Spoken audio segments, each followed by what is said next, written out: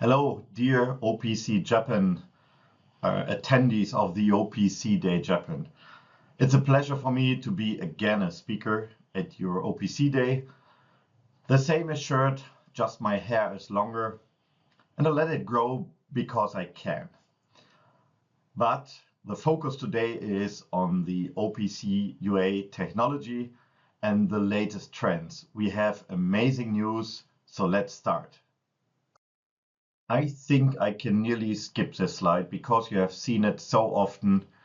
We are still having the vision to move information in a secure and reliable way, platform independent from any market, from the sensor up into enterprise, IT and cloud.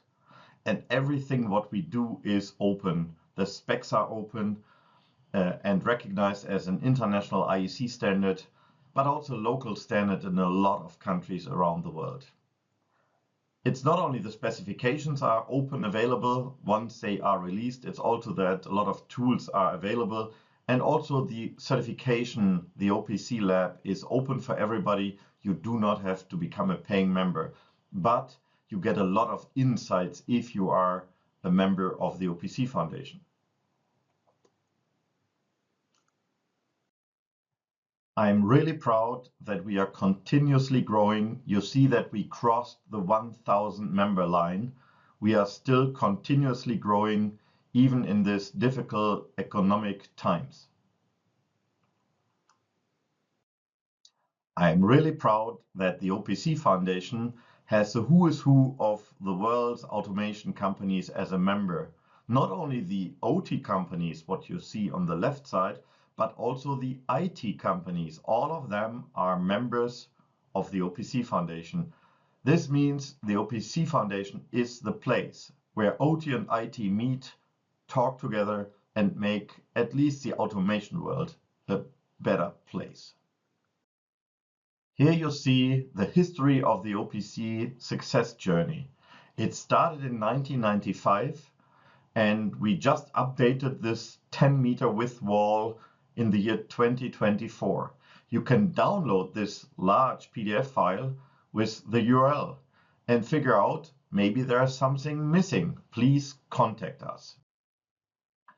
One of the most important topics is to remember that the definition of the OPC UA standard just took 3 years, starting in 2003, but the first version of OPC UA has been published in the year 2006.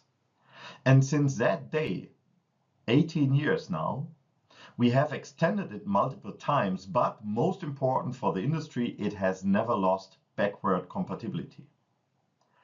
But this wall also has been extended this time with a lot of information about the Japanese effort and influence inside the OPC Foundation Board of Directors. So here you see what we have figured out going through all the minutes of the Board of Directors. A little bit more information about the Board of Directors. Christoph Berlin.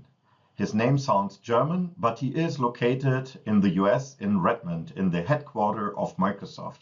And so we expect a much closer relationship between the goals of the OPC Foundation and Microsoft. He is replacing Dr. Holger Ken, who switched to Analog Devices, which is also an OPC Foundation member company. I'm super proud and again say congrats to Shinji Oda. He has been elected as the new chairperson of the Board of Directors. Shinji, I'm looking forward to continue to work very close together with you. Just a very short information here. OPC UA has now a new certification logo. It is not only the OPC UA logo, which is for the technology. I'm offering products, I'm offering services. This is really for certified product. We want to make the brand OPC UA much more visible. In future, all end users will ask for this logo to increase the visibility of certified products. Stay tuned. Let's have a short look on updates on the collaboration and activities. Right now we have over 150 groups where domain experts are defining the semantics for different verticals.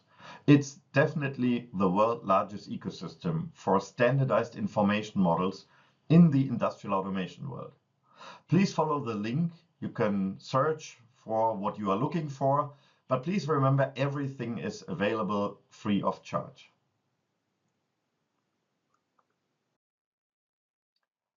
Today, again, I like to highlight the information models in the area of the energy, because we started years ago with process industry and the manufacturing industry, and so the energy is more a younger sector. But we do a lot in energy production, the transformation, the distribution, the storage, and the consumption of energy. This is really important to scale and save a little bit our world. Just as one example, you see that OPC UA has been used to model a complete plant. It is the world's first commercial CO2 transportation and storage service in Norway. A lot of countries internationally are working on this to collect CO2, make pressure and cool it down, then it becomes liquid and then they pump it back onto the earth.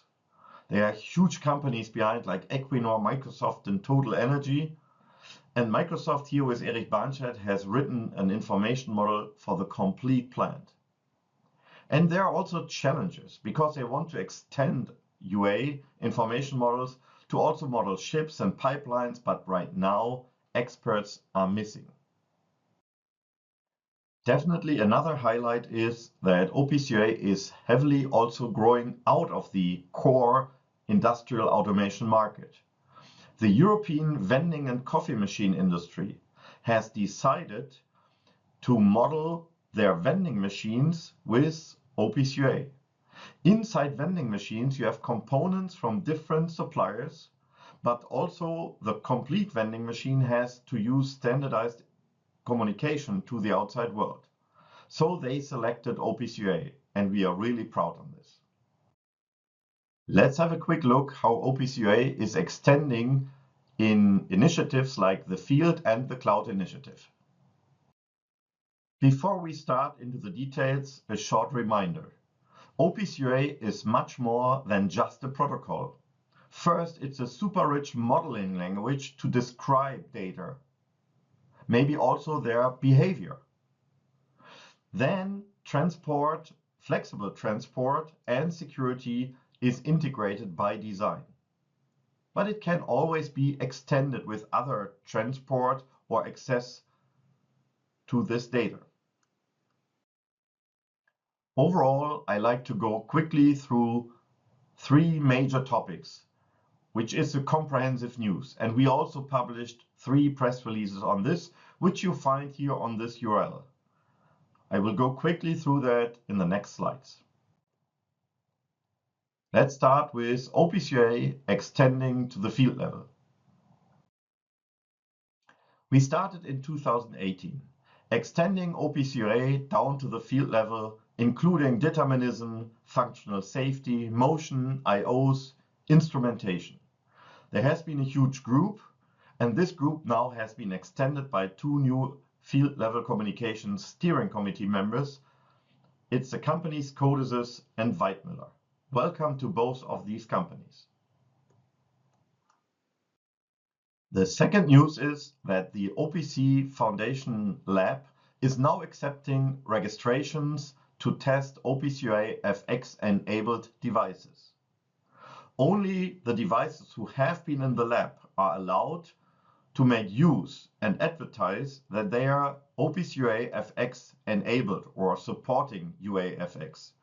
UAFX is a protected identity which only can be used if these devices have been tested successful in the lab. I'm looking forward which product will be the first integrated and mentioned on the history wall. Let's hurry up. Let's have a look about the initiative for interoperability in the cloud. Here you see the vision and the scope of the new cloud initiative. Clearly, the goal is to accelerate the interoperability of IT and cloud applications through the OPC UA standard. And you see the scope here, which is covering the communication from the OT to the IT world, but also inside the IT world, like applications, digital twin, the metaverse, the asset administration shell, the digital product passport, data spaces, or cloud-to-cloud communication. The cloud initiative is integrated into the OPC Foundation on the same way as the field level communication initiative. There is a cloud steering committee, which is completely aligned with the technical control board and the marketing control board, and there are multiple cloud working groups. There's one difference, and that's new. There's also an end user council who is advising what the cloud initiative steering committee is doing. Let's have a look who is in the steering committee. I'm super proud to announce that Google Cloud also joined the steering committee of the cloud initiative, and now the who is who of cloud suppliers are inside this cloud steering committee.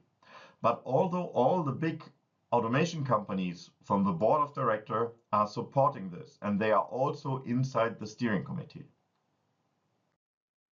Here's a short statement from Praveen Rao. He's the managing director of Google Cloud, responsible as a head for manufacturing industry.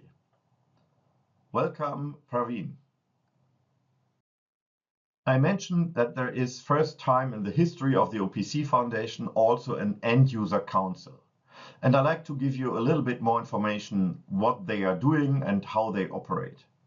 First of all, the purpose is really to bring actionable manufacturer challenges to the table.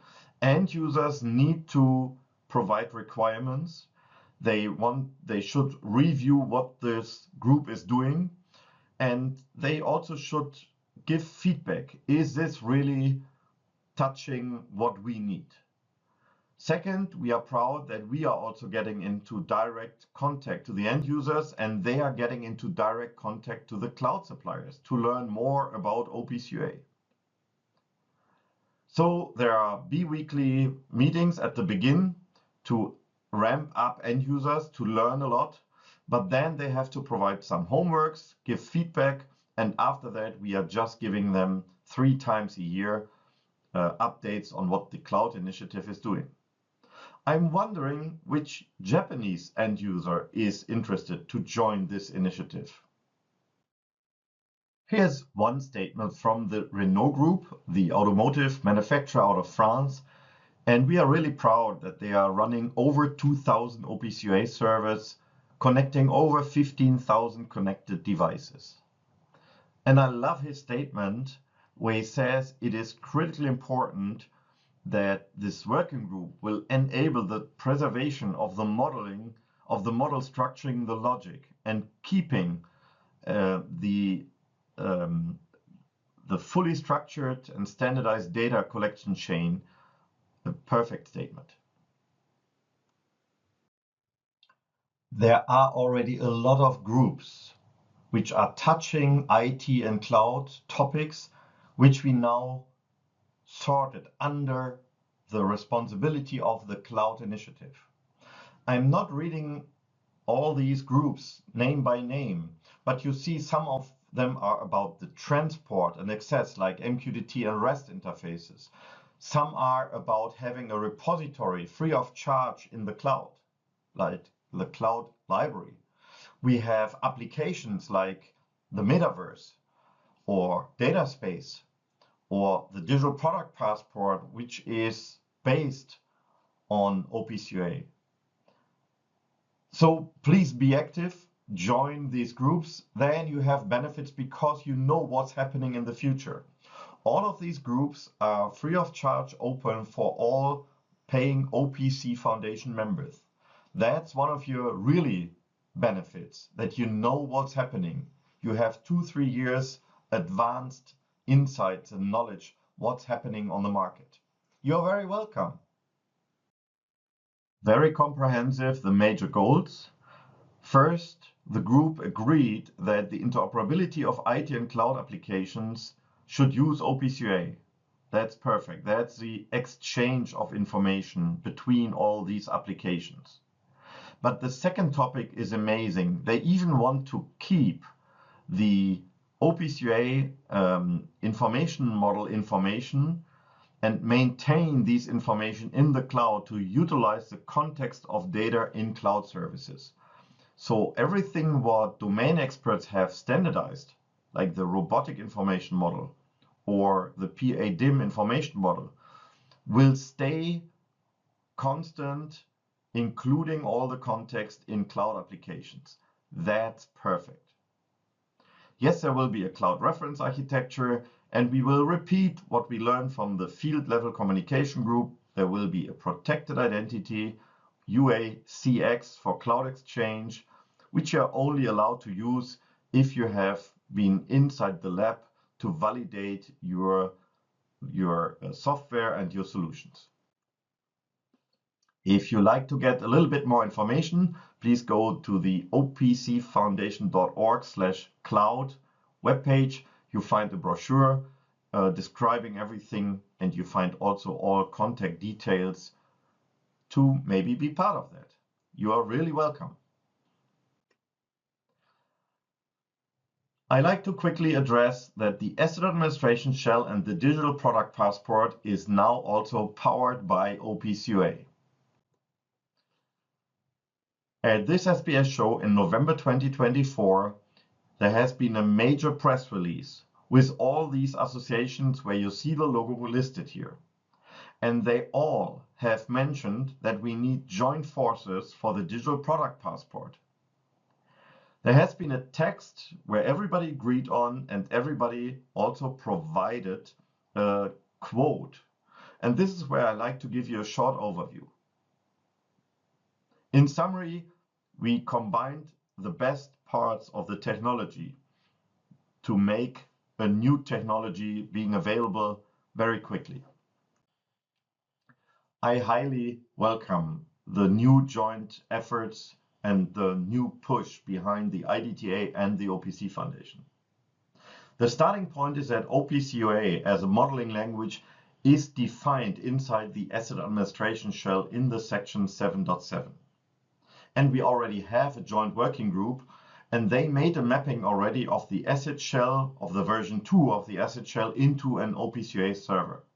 This has to be updated because the new Asset Administration Shell version 3 has now to be covered. Second, the OPC Foundation has already a REST interface. This has to be extended now with a little bit more modern open API compatible interfaces. And third, the OPC Foundation is a well-established ecosystem around the world. There are more than 10 commercial modeling tools from a lot of companies around the globe, but you also find open source. So using the OPC UA modeling language and the REST interfaces to run an asset administration shell and the digital product passport makes highly sense, and we are proud of that. Let's have a systematic overview who is delivering what. We are putting the best of all technologies together here. The interface.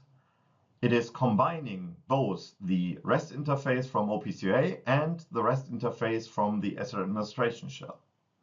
But it also has potential for example, the Eclipse data space as one example for data spaces in general, as they have additional requirements for contract negotiations in the supply chain.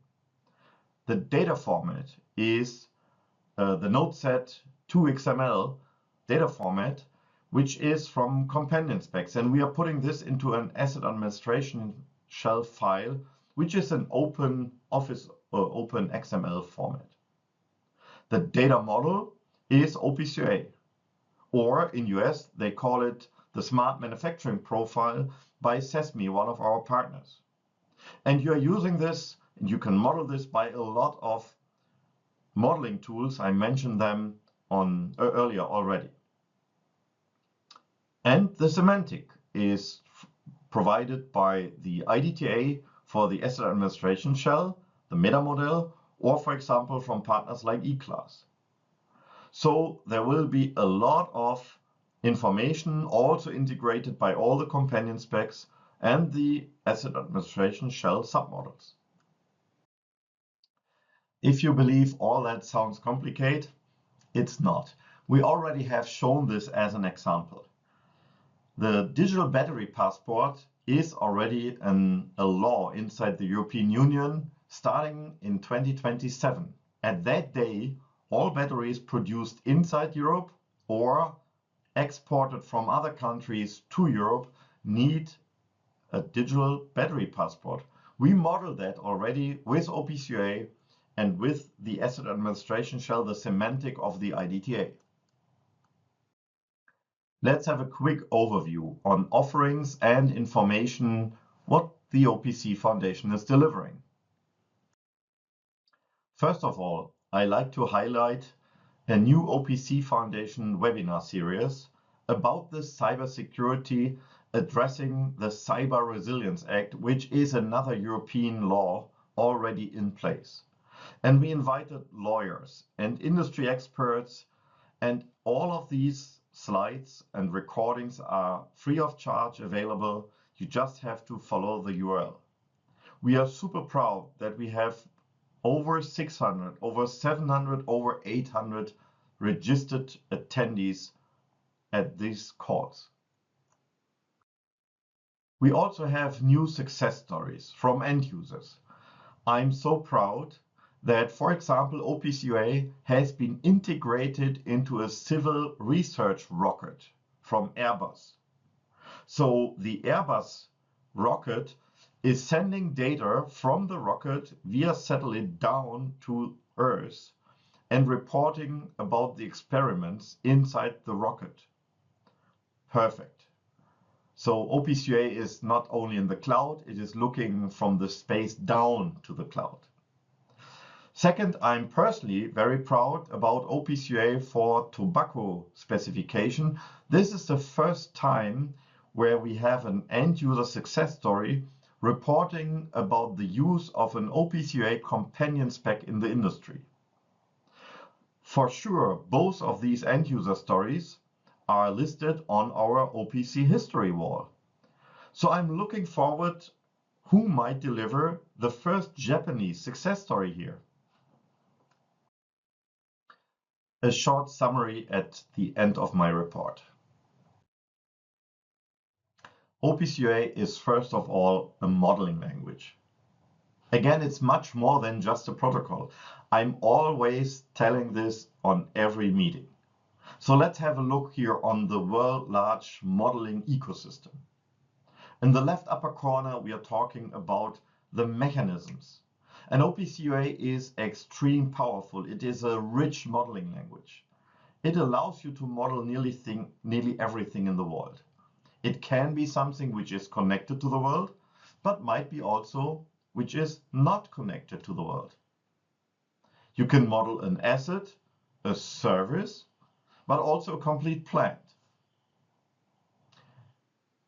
It can be extended by vendors. So if you have a companion spec, I'm a robot, you can extend it with your own vendor-specific information, which then you can allow by providing security rights to others to read that own information, your vendor own information, with standardized OPC UA access.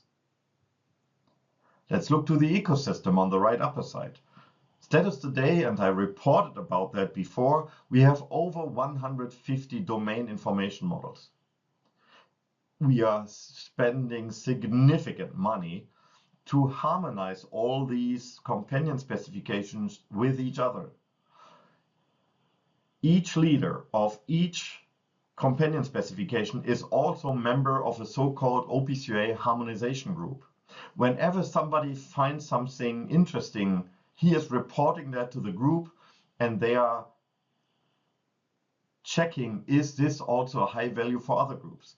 We definitely try to avoid any double standardization. That is critically important, and that's why we spent a lot of money here. The toolchain is amazing, and this is where you see the ecosystem of OPC UA over 20 years now, starting with OPC UA in the year 2003. Over 21 years now. So we have a lot of validation tools. There are public modeling tools available on the market, but there are also over 10 commercial tools which are providing super rich functionalities. But, and this is what engineers like me forgetting quickly, we also have a very nice legal frame.